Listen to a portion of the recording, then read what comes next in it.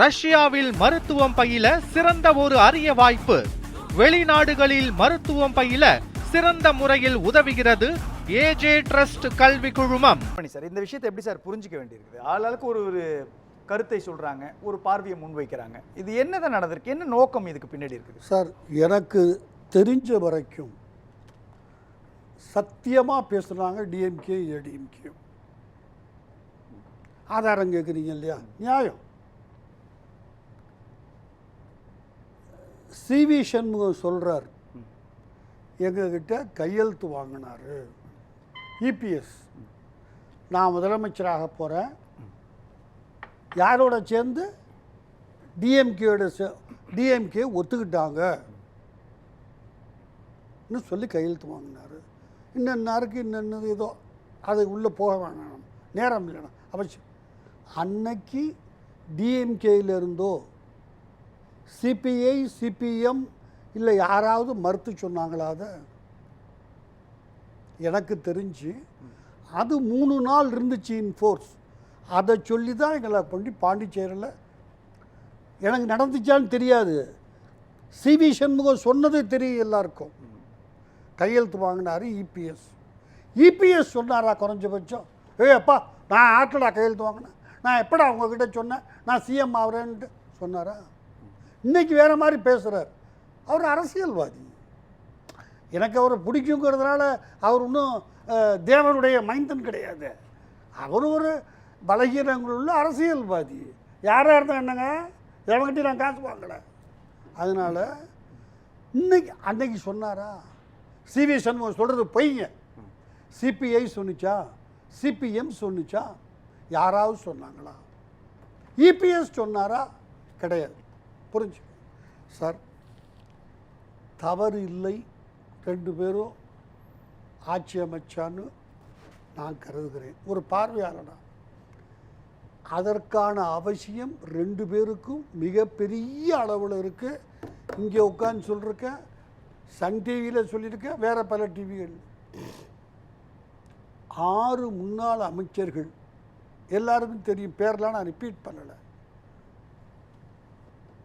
கோயம்புத்தூர்காரர் ஒருத்தர் ஓடி ஓடி போகிறாரு அங்கே. எதுக்காக?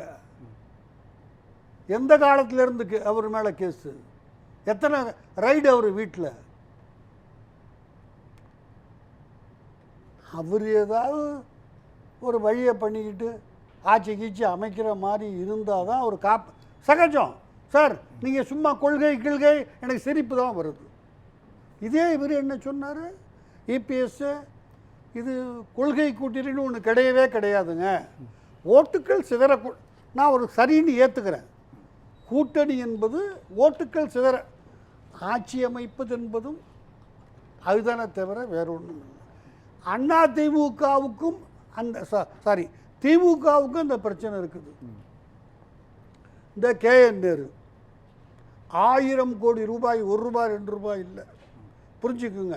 எனக்கு எத்தனை செய்பரெல்லாம் ஏன் யோகிதைக்கு தெரியாது எனக்கு. யார் இன்னைக்கு வரைக்கும் கேஎன் நேரு பதில் சொன்னாரா? தயவு செஞ்சு யாராவது தெரிஞ்சவங்க இருந்தால் சொல்லுங்கள். ஐயா, நான் காதில் கவனம், நான் ஒத்துக்கிறேன். பதில் கூட சொல்லல அவர் தான் நமக்கு அரசியல்வாதி. அதுதான் திமுக. ஸ்டாலின் சொன்னாரா? ஒரு ஐஏஎஸ் ஆஃபீஸர் ஸ்டேட்மெண்ட் கொடுத்துட்டு கக்கூஸ் வழியாக பின்பக்கமாக ஓடியாராம். ஒரு ஆட்டோவில் ஏறி விசாகன், நான் பொறுப்பு எடுத்துக்கிறேன், நான் 6 தடவை ஜெயிலுக்கு போயிட்டேன், இன்னொரு தடவை போகிற பற்றியில் கவலைப்படலை. ஆட்டோ யார் ஆட்டோன்னு தெரியல அவனுக்கு. ஆட்டோக்காரன் போடா ஏன் உள்ளே கொடுத்த ஸ்டேட்மெண்ட் அப்படி அவன் வீடியோ எடுத்து வச்சுருக்கிறான். புரிஞ்சுக்குங்க. செந்தில் பாலாஜி. ஸோ அண்ணா திமுகவுக்கும் ஒரு பதவியில் இருக்க வேண்டிய கட்டாயம் இருக்கிறது. எனவே முயற்சி செய்தார்கள். அரசியலில் நன்றின்னு அப்படி ஒரு கத்திரிக்காய் இல்லவே இல்லை. ரொம்ப எளிதாக சொல்கிறேன் பாருங்க உங்களுக்கு. 11 மாதம் இன்றைக்கி சவுண்டாக பேசுகிறார வைகோ, அவர் அந்த அம்மா ஜெயிலில் வச்சுட்டாங்க, ஜெயலலிதா. அப்போ ஜோக்கே, உங்கள் அம்மா 10 மாதம் வச்சுருந்தாங்க, ஜெயலலிதா 11 மாதம் வச்சுருந்தாங்க, அதனால் நீ ஜெயலலிதாவுக்கு ரொம்ப கடன். அந்த காலத்து ஜோக்கு இது. இருந்தார். அவர் ரிலீஸ் ஆகிற அன்னைக்கு தள்ளாத வயதில் போய் நிற்கிறார் கலைஞர். எல்லாரும் பார்த்துருப்பீங்க. வெயில்ல எனக்கு சார் அவர் மேலே கெட்டது நல்லதெல்லாம் இருக்குது, விட்டு தூக்கி ரோட்டில் போடுங்க. நான் அவர் உத்தமர்லாம் பேசவே வரலை. என் புத்தகத்தை நீங்கள் படிச்சிருக்கீங்க. ஆனால் வெயிலில் ரோட்டில் நிற்கிறார். அவரை கூப்பிட்டு வர்றாரு. இவர் உடனே வழக்கமாக அந்த நாடக பாணியில் அவரை கட்டி அணைக்கி இவர் முத்தம் கொடுக்க இதெல்லாம் ஆச்சு. வந்தாச்சு, தேர்தலை அனௌன்ஸ் பண்ணியாச்சு. என்ன டிஃபரன்ஸு சார்? இவர் 23 மக்கள் மறந்துட்டான் சார். எனக்கு தெரியும் எவ்வளோ மக்களுக்கு ஞாபக சக்தி உண்டுன்னு. 23 எம்எல்ஏ சீட்டு இவர் கேட்டார். கலைஞர் 21 தரேன்னு சொன்ன. சார் தயவு செஞ்சு புரிஞ்சுக்குங்க, நான் பொறுப்பெடுத்துக்கிறேன். இடையில் உள்ள ஒரே நம்பர் 22. 11 மாதம் அந்த அம்மா உன்னை ஜெயிலில் வச்சுது. வைகோ அம்மா சொல்கிறாங்க 60 சீட்டு கொடுத்தா கூட என் புள்ள அந்த கட்சி கூட போக மாட்டான். சார் இது ஒவ்வொன்றையும் நோட் பண்ணிக்கிங்க. என் மூஞ்சில் காரி துப்பேன். நான் சொல்கிறது தப்பாக இருந்தா எவன் சொல்லுவான் என் மூஞ்சில் காரி துப்புன்னு? ஏதோ கையில் கலெக்ஷன் பண்ணிட்டு வீட்டுக்கு போவான் பேசிட்டு. இல்லை, நடந்தது தான். சொல்லிட்டு வர்றாரு, நான் நெருப்பாற்றில் நீந்துகிறேன். எதுக்கு? 23க்கும் 21க்கும் நான் நெருப்பாற்றில் நீந்துகிறேன். வசனம் என்னாச்சு? ஜெயலலிதாவோட போய் நின்றார். என்னடா 11 மாதம் ஜெயிலில் வச்சாங்களே, அந்த ஆள் இதில் நின்னான வெயிலில் உண்டா? கிடையாது. இன்னைக்கு என்ன பேசுகிறார் அவர்? கலைஞர் கடைசி காலத்தில் இவர் பக்கத்தில் போய் நின்று ஞாபகம் இருக்குன்னு நான் நம்புகிறேன். அவர் பேச முடியாமல் இருந்த காலத்தில் கடைசி வரைக்கும் உன் பையன் கூட நான் நிற்பேன் எந்த சூழ்நிலையிலையும். ஏங்க ஒருவனுக்கு பார்க்குறவனுக்கு எல்லாம் ஞாபகம் இருக்காதாங்க?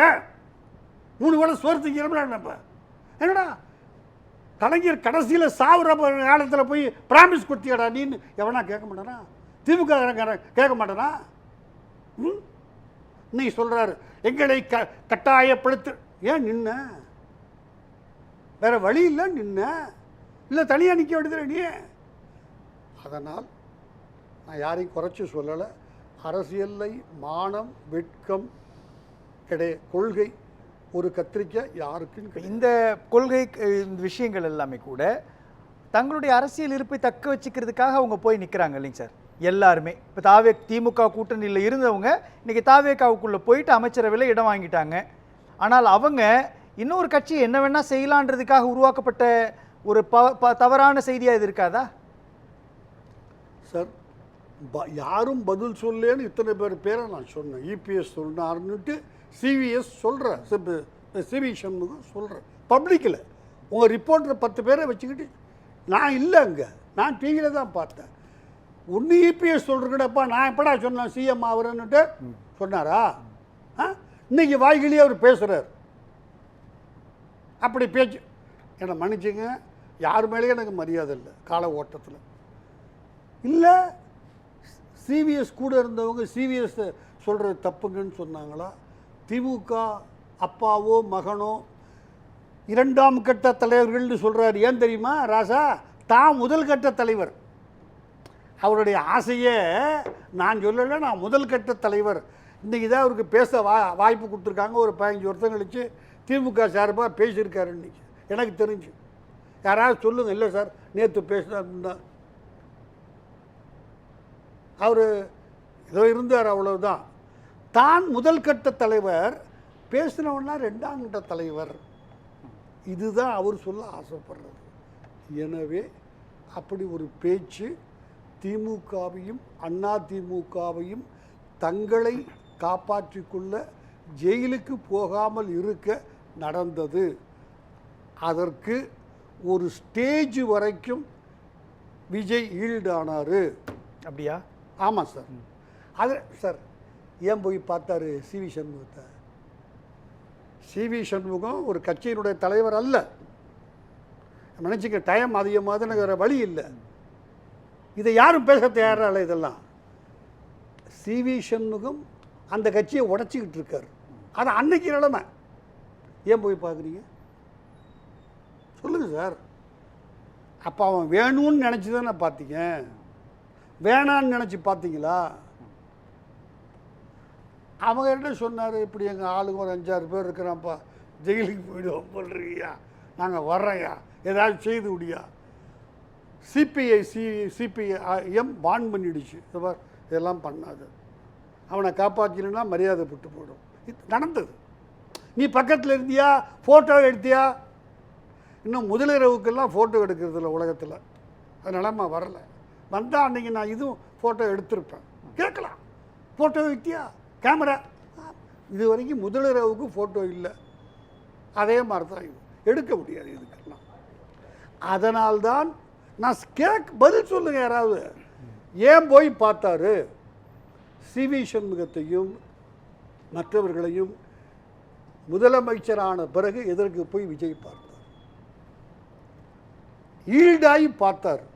கூட இருக்கிறவன் வான் பண்ணிட்டா, அப்பா வேணாண்டா, அதெல்லாம் மரியாதை கேட்டு போட்டோம், செய்யாத, நீ சக்தின்னு ஏற்றுக்கிட்டோம், தீய சக்தியா தூய சக்தியாங்கிறது மக்கள் தீர்மானிப்பான், நல்லா இருக்காது. எனவே நான் மனப்பூர்வமாக அப்படி ஒரு பேச்சுவார்த்தை நடந்தது. சார் ஒரே ஒரு நிமிஷம் கொடுங்க. இன்றைக்கி சண்முகம் சொல்கிறார் சிபிஎன், அவர் யார் சார்? 2 பேரும் கம்யூனிஸ்ட் கட்சி தான், சிபிஐ சிபிஎம் ரெண்டுமே. என்ன பகை இருந்துச்சு தெரியுமா அவங்களுக்குள்ள? அவ்வளவு பெரிய பகை இருந்துச்சு. என்ன, ஒருத்தன் சைனாவுக்கு ஆதரவு, இன்னொருத்தன் ரஷ்யா போயிடுச்சு, சோத்துக்கு பட்டினி சாவுறான் ரஷ்யாவில். உலகத்தில் விபச்சாரம் மிக அதிகமாக, மிக மிக மலிவான விபச்சாரம் ரஷ்யாவில். தோற்று போச்சு கம்யூனிஸ்ட். அங்கே எல்லாருக்கும் ஒத்துக்கிட்ட விஷயந்தான் இது. அப்புறம் எதுக்கு சிபிஐ உங்களுக்கு? தயவு செஞ்சு, உங்களுக்கு ஒரு பாஸ் இருந்தார், அவர் ஓஹோன்னு இருந்தார், ரஷ்யா சொன்னீங்க, இவருக்கு ஒரு பாஸ் நான் ஸ்ட்ரைட்டாக தான் கேட்குறேன், யார் வேணால் பதில் சொல்லலாம். அப்புறம் என்ன இதுக்கு 2 கட்சி? 18 எம்எல்ஏ இருந்த தமிழ்நாடு 2 கட்சிக்கும், கம்யூனிஸ்ட் கட்சிகளுக்கு. இன்றைக்கி 3 எம்எல்ஏக்கு வக்கு இல்லை, கட்சியை அழிச்சிட்டிங்க. ஏன்னா இன்னமும் நீங்கள் தனியாக இருந்தால் தான் நீ ஒரு செக்ரட்டரி, நான் ஒரு செக்ரட்டரி, லெட்ரு கட்டி வச்சுக்கலாம். ஒன்றா இருந்தால் முடியாது. அந்த சண்முகம் தான் சொல்கிறாரு. ஆனால் அவங்க ஒன்றும் புத்திசாலித்தனமாக முடிவு பண்ணிட்டாங்க. இனிமேல் நாம் ஒரே கூட்டணி இருக்கிறது, எதுக்கிறது இல்லை, ஒருத்தர் அது பாராட்டணும், தப்புகள். எனவே தமிழ்நாடின் நலம் கருதி 2 பேரும் ஊழல் கட்சி, திமுக அண்ணா திமுக. மக்கள் ஏற்றுக்குவாங்களா? ஒரு கேள்வி. 3 தடவை முதலமைச்சராக இருந்துட்டு ஜெயலலிதாவை எந்த கட்சி ஜெயிலுக்கு அனுப்பிச்சதோ அந்த கட்சிக்கு அண்ணா திமுகவுக்கு ஒருங்கிணைப்பாளராகவும் இருந்துட்டு அந்த கட்சி சின்னத்தில் நின்று ஸ்டாலினை முதலமைச்சராக்குன்னு ஓபிஎஸ் ஓட்டு கேட்கலாம்னா அதை மக்கள் ஏற்றுக்கிட்டு ஓட்டு போடுறான்னா இப்போ போட மாட்டானா? சரி, அவர் தான் சாவில் மர்மம் இருக்கிறதுன்னு ஒரு கமிஷனர் ஆஃப் என்கொயரி கேட்டுவான், எல்லாருக்கும் தெரியும். அந்த அம்மா ஏதோ 60 கேண்டிடேட் போட்டாங்கல்ல சசிகலா, அவங்க ஒரு கேண்டிடேட் போட்டு ஒரு எதிர்த்து பிரச்சாரம் பண்ணி ஓபிஎஸ்ஸை தோக்கடிச்சாங்களா? அவங்கள ஜெயிலுக்கு அனுப்பிச்சா அம்மாவை, சின்னம்மாவாகிய என்ன ஜெயிலுக்கு அனுப்பிச்சாரு. மரணத்தில் மர்மம் இருக்கிறதுன்னு என் மேலே கமிஷன் கேட்டார், ஓட்டு போடாதீங்க, இன்னொரு கேண்டிடேட் அரசியலில் மானம் வெட்கம் என்பது யாருக்கும் கிடையாது, பதவி வெறிதான் எல்லோருக்கும் உண்டு. எனவே அப்படி ஒரு பேச்சுவார்த்தை நடந்தது. பேசலாம் சார், இறுதி கருத்து. சார், நான் சொன்ன மாதிரி பேச்சுவார்த்தை நடந்தது. அவர்கள் இணைவது என்பது காலத்தின் கட்டாயம் என்று கருதுகிறேன். ஒரே ஒரு விஷயத்தை சொல்கிறேன். விஜய் என்ன சொல்கிறாரு? பிஜேபி மதவாத கட்சி. அவருடைய ஆரம்பத்திலேருந்து அந்த ஸ்டாண்ட் எடுக்கிறாரு. அதனால் இன்ஃபேக்ட் அவர் அதிமுக கூட கூட்டு வேணான்னு சொன்னது காரணமே அதிமுக பிஜேபிங்கிற மதவாத கட்சியோடு கூட்டு, அவருடைய கொள்கை. நான் தப்பா மதவாதி கட்சியான அந்த பிஜேபி ஒரு எம்எல்ஏ என்ன பண்ணிச்சு, எதிர்த்து ஓட்டு போடுச்சா? ஓட்டு போட மாட்டோம். திமுக எதிர்த்து ஓட்டு போட்டுச்சா? ஓட்டு போட மாட்டோம். ஒரே ஒரு ஆம்பளையா எதிர்த்து ஓட்டு போட்டவன் எடப்பாடி பழனிசாமி. பிஜேபியே ஒதுங்கிக்கணும். மதவாத கட்சின்னு உன்னை திட்டுறாங்கல்ல, நீ ஏன் ஒதுங்குற? திமுக ஏன் ஒதுங்குற? அவர்கள் விஜய் அப்படி அனுசரித்து வந்தாருன்னா கூட சேர்த்துக்கலான்னு பிஜேபி, அதனால தான் நடுநிலை எடுக்கிறோம். எனக்கு புரியவே இல்லை என்னன்றது. திமுக ஏற்று வெளியே போக வேண்டிய அவசியம் என்ன? அதை ஒன்றும் சேர்ந்துட்டாங்களே சார், கூட்டணிகள் சேர்ந்துருக்கிறாங்க, விசிகா இருக்கிறாங்க, ஐயூஎம்எல் இருப்பாங்க, அவங்க மெஜாரிட்டியை நிரூபிப்பாங்க இல்லையா? அப்போ எங்களுடைய வாக்குன்றது தேவைப்படாது தானே? அப்போ ஆதரிச்சுன்னு சொல்கிறேங்க, நான் பாராட்டுறேன் உங்களை. அதில் வெளியே போயிட்டாலே ஆதரவு தானே. தெரியுதா? அதான் இது இல்லை சார், சொல்கிறது நான் சரி வேடிக்கை ஃப்ளோரில் இருக்க தானே. ஏன் பண்ணுறேன் சார்? ஒரு அரசியல் கட்சி நடத்துகிறீங்க, ஒரு ஸ்டாண்ட் எடுங்க, நான் பாராட்டுறேன். இல்லை சொல்லுங்கள், நாங்கள் எதிர்க்க மாட்டோம், இஷ்யூவை பொறுத்து எதிர்ப்போம், ஆதரிப்போம், கை வணங்கி ஏற்றுக்கிறேன். இவர்கள் எல்லா அரசியல்வாதியுமே தனக்கு என்ன கிடைக்கும் என்று ஆசைப்படுகிறவர்கள். ஆனால் திமுக அண்ணா திமுக ஒன்றாக வேண்டியது காலத்தின் கட்டாயம், தமிழ்நாட்டுக்கு நல்லது. நன்றி சார்.